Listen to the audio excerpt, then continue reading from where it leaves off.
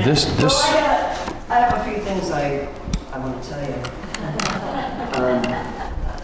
We just celebrated our 37th anniversary. Yeah. September 24th. And we are, next Sunday, we're leaving for England and we're going to Scotland as well for 3.5 weeks. And we get to play music over there in Scotland. So, I'm bringing me bagpipes. yes, bring the bagpipes. All right, so Mr. Barry Cahill, my wonderful husband and a wonderful speaker. He's a man of a lot of knowledge. I'm impressed all the time. And he didn't pay me to say that. Do I have to later? Didn't she sing that song beautifully? See, that's the thing with us. I write them, she sings them. That just works out a lot better. Ah, 'tis the season. 'Tis the season for pumpkin spice everything. Walk around, sometimes I feel like Forrest Gump and Bubba. You know, there's pumpkin spice muffins, pumpkin spice lattes, pumpkin spice tea, bagels, cupcakes, bake cakes, pancakes. We still have a box of pumpkin spice pancake mix, unopened from last year. These pumpkin spice fruit bars, bread, pasta, yogurt, popcorn, cough drops, pumpkin spice cheesecake, granola. That's about it. But what is this time of year really about? You know, I mean, aside from the beautiful fall colors and everything. Well, just to kind of give a quick review, on Monday, September 22nd, which is also Lean's birthday, at around 11 a.m., we went from summer to autumn. This is the fall equinox, the day, one of two, when the length of the day equals the length of the night, thus equinox.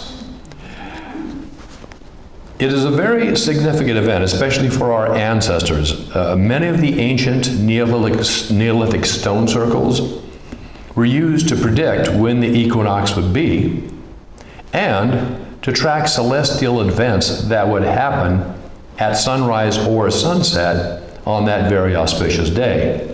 You know, events like a particular constellation rising or a planet or a particular star that had significance for our ancestors. And in those ancient times, particularly in the northern latitudes, knowing when the days were going to start getting shorter and the nights were going to get colder and longer was a really good thing to know. Now, Halloween occurs 39 days after the fall equinox. In other words, 1 month plus a week. The celebration of Halloween usually coincides with the year's final harvest, especially in ancient times. You'd bring in all the corn, wheat, potatoes, or whatever, and then you'd celebrate. Halloween actually has its origins in the ancient Celtic festival of Samhain, which interestingly is pronounced or spelled like Samhain, S-A-M-H-A-I-N. But, you know, in Celtic language, letters have different pronunciation values. And so we say it as Samhain, and it means literally summer's end. And this marks the end of summer and the beginning of winter, a time when they believed, and some still do, that the veil between worlds, between the living and the dead, was believed to be thin, allowing spirits to roam the earth. So traditions like wearing costumes, building bonfires, were used to ward off the evil spirits but welcome in the good spirits, the spirits of our ancestors. And then through Roman and later Christian influences, it turned into the modern holiday of Halloween. The name itself comes from All Hallows Eve, the day before, or the night before, All Saints' Day. So we celebrate the saints in the Christian tradition on these times. So the ancient belief about this time of year, and especially Halloween night itself, was that the veil between the two worlds was thin. And perhaps that is why this year is filled with ghost stories and other terrifying tales, And, kids dress in costumes like witches and skeletons and monsters and ghosts and things like that. It's kind of coming from this old tradition of Samhain, with the belief that this time of year, it's a little bit iffy as to which side of the veil the spirits are on. Similarly, the traditions of Latin America, particularly Mexico, have given us El Día de los Muertos, the Day of the Dead. Now, it's not just a continuation of Halloween, despite some of the similarities. Taking place on November 1st and November 2nd every year, the Day of the Dead is a special time when, according to some cultures, loved ones emerge from the afterlife to visit and reunite with their families on earth.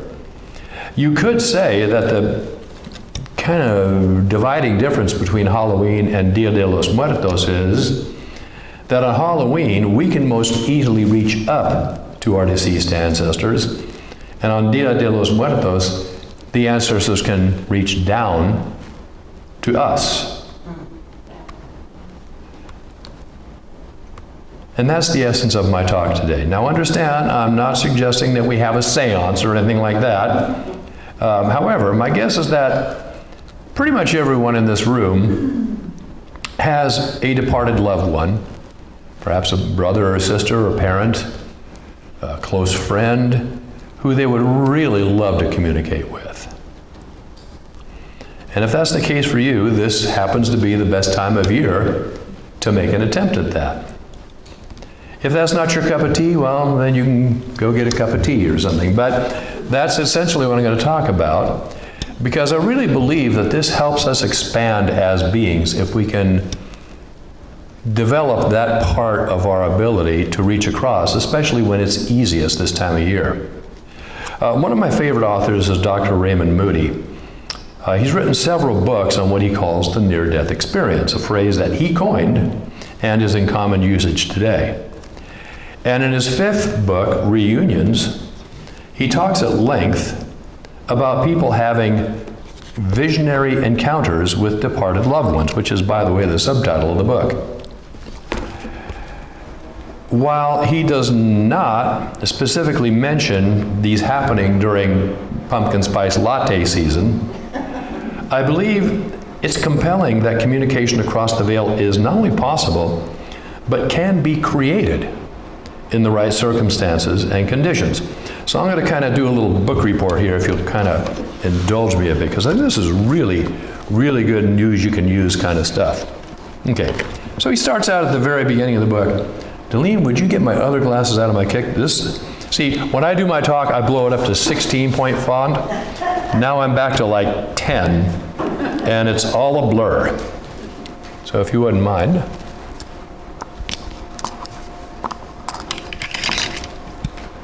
Thank you. I think there's a big spot on it. Oh, that's okay. Okay, here he starts out the very beginning of the book. Buried deep in the scientific literature are several studies that examine reunions with the departed. I mean, right into it.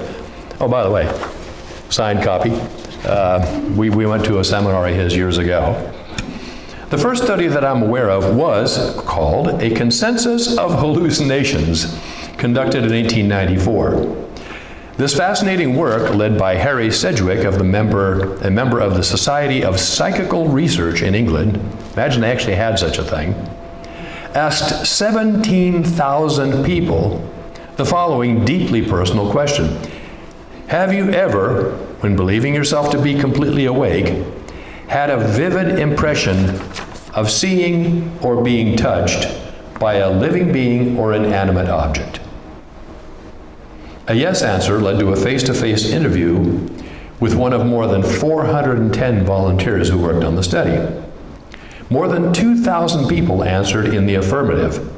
So that's a little over 10% of the people have had that kind of experience.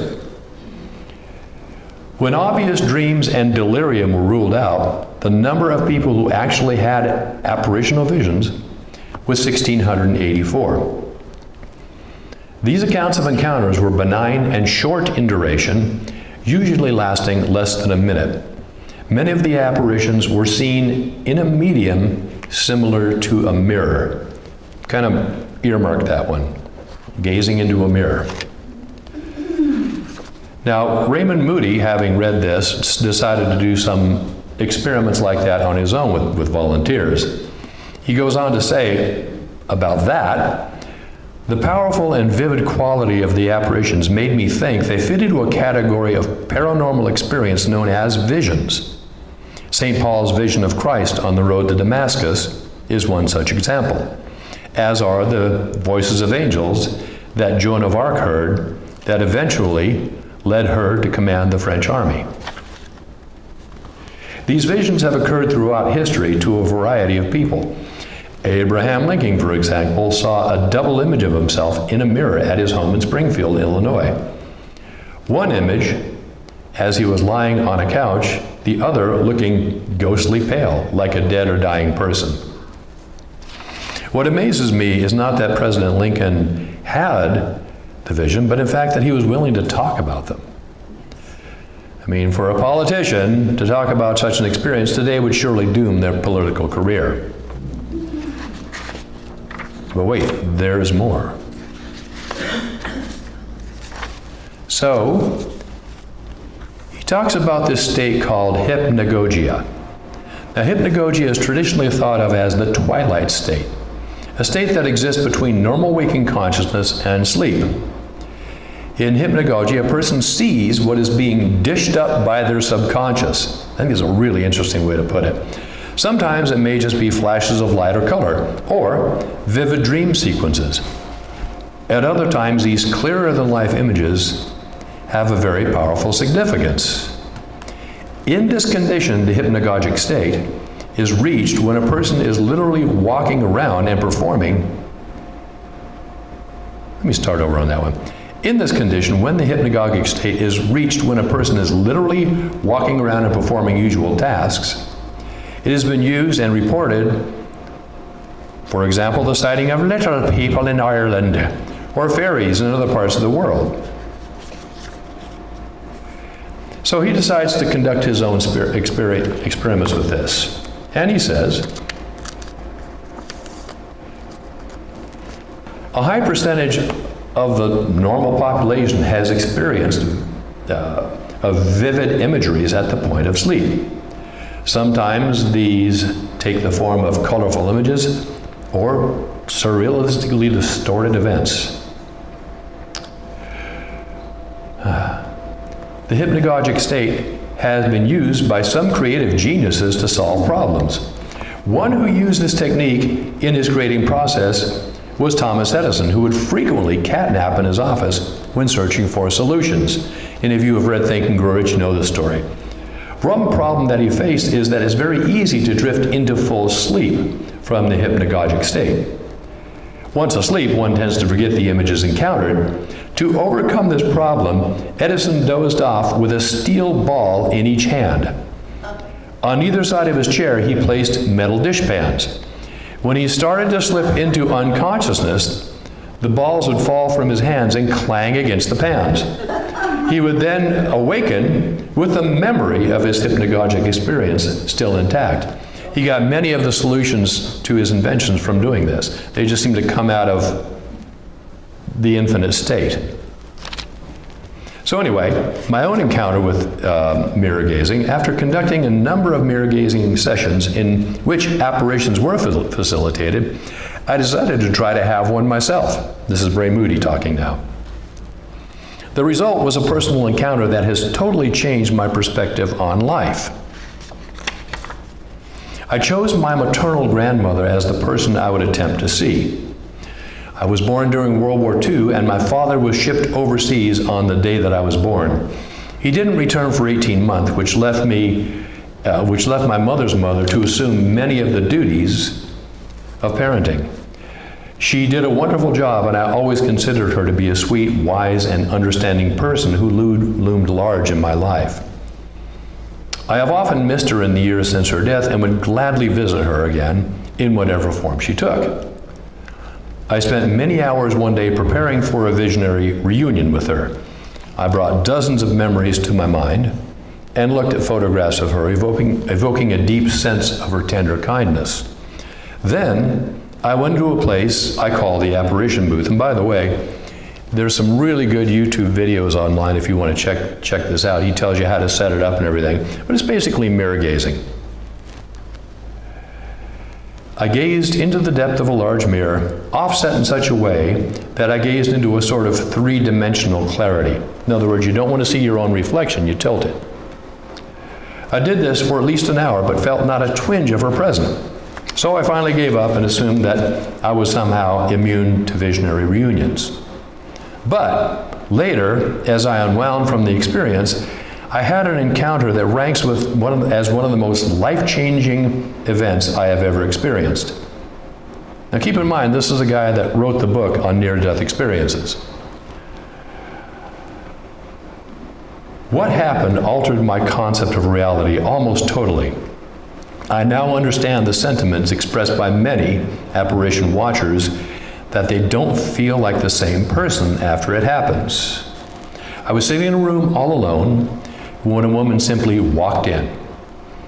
As I saw her, I had a certain sense that she was familiar, but the event happened so quickly that it took me a few moments to gather myself together and greet her politely. Within what must have been less than a minute, I realized this person was my paternal grandmother, who had died some years before. I threw up my hands toward my own face and said, "Grandma." At this point, I was looking directly into her eyes, awestruck at what I was seeing. In a very kind and loving way, she acknowledged who she was and addressed me with the nickname that only she had used for me when I was a child. As soon as I realized who this woman was, a flood of memories came rushing to my mind. Not all of these were good memories. In fact, many were distinctly unpleasant. And although my reminiscences of my maternal grandmother are positive, those of my father's mother were a different matter. She was habitually cranky and negative in life. Yet, as I gazed into the eyes of this apparition, I quickly sensed that the woman who stood before me had been transformed in a very positive way. Death did her good, you could say. I felt a warmth and love from her as she stood there, and an empathy and compassion that surpassed my understanding. She was confidently humorous with an air of quiet calm and joyfulness around her. She appeared no different from any other person, except that she was surrounded by what appeared to be a light or an indentation in space, as if she were somehow set off or recessed from the rest of her physical surroundings. Interesting. I have no idea how long the meeting lasted in clock time. It certainly seemed to be a long time, but I was so engrossed in the experience that I didn't bother to look at the clock. In terms of thoughts and feelings that passed between us, it seemed like a couple of hours. But I have a feeling that it was probably less than that in what we would consider to be real time. What took place that day resulted in a healing of our relationship. For the first time in my life, I now appreciate her humor and have a sense of some of the struggles she went through during her lifetime. Now I love her in a way that I didn't experience before.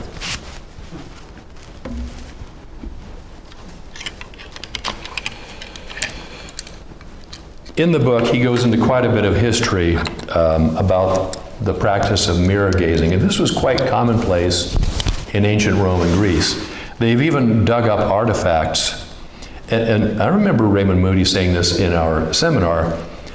One of his friends who was an archaeologist says, "What is this thing?" And it was a big bowl like this, highly polished on the inside and kind of rough-hewn on the outside. And it had two handles on it. And he said, "What do you think this is?" He goes, "I know exactly what that is. That's a gazing bowl. You would fill it with water and gaze into it. And it would act in such a way as to dish up what's in your subconscious and perhaps even allow you to connect with the other side." He goes into quite a bit of that. Now, as far as the hypnagogia state, I've had a personal experience with this. And I imagine we all have, but this one was very, very peculiar. It wasn't a vision of a deceased loved one, But I was lying on a couch, kind of drifting in and out of sleep, and my roommate at the time was playing Respighi's The Pines of Rome on his record player. And I was listening to this, and I became aware that the sequence of notes and harmonies was telling a definite story in the language of music. In other words, it was a universal language, and it was definite. It wasn't like, oh, you know, this represents the pines of Rome. It wasn't like that at all. It was as if there was an English narrator taking me through step by step what each little passage of music was saying. And when I woke up, all I could remember was the sense that music tells a definite story. But I could not recall the specifics of the story of the Pines of Rome. It's kind of frustrating, actually. But I became aware of a different way to listen to music then. See, here's the thing, guys. We're all conscious beings, capable of so much more than we can even imagine. I hope you all have a regular meditation practice daily. And if you don't, that you will begin one soon. You don't have to take a class or anything like that. Just watch your breath, watch your thoughts go by, and then pay a little more attention, a little more, put your awareness on that space between the thoughts, and things will begin to reveal themselves in quite uncanny ways. I also hope that during this auspicious time of year, perhaps after your pumpkin spice muffin washed down with a pumpkin spice latte, you will consider this ancient practice of mirror gazing. In his book, Reunions, Raymond Moody gives some really good guidelines as to how to set up the room, the mirror, or mirrors if you want to do two, and a good mindset to approach the practice with. He also goes into a good deal of historic detail regarding the ancient Greeks and Romans' use of mirrors, the contact late relatives. This is fascinating, but the real practice can be as simple as sitting in front of a mirror with a black drape hung behind you, so that the mirror appears to be this deep onyx black portal. Again, the mirror should be tilted so as not to show your own reflection. You know how we are. Oh my God, I need to comb my hair. I should have put my makeup on. I should have shaved, you know. You don't want to look at yourself. You want that to be a portal for someone else to emerge from it. Also, he gives a great, there's a couple of YouTube videos. Just Google Raymond Moody mirror gazing, and Moody is like it sounds, M-O-O-D-Y. And he has this space that you create called the psychomantium. That's the ancient Greek name for it. They actually had temples like this where you could do this thing under the guidance of a priest. And he tells you how to set it up, and again, the mindset to approach it with. And I would encourage you to check this out, especially on or near Halloween when the veil is thin. Now, you know, if you get a lot of trick-or-treaters coming to your house, maybe that's not a good night. Maybe the night before or the night after. But this is real news you can use to expand your consciousness and expand your understanding of this transition we call death. And who knows, you might just connect and get a transformational insight from Grandma. Thank you. Namaste, and so it is.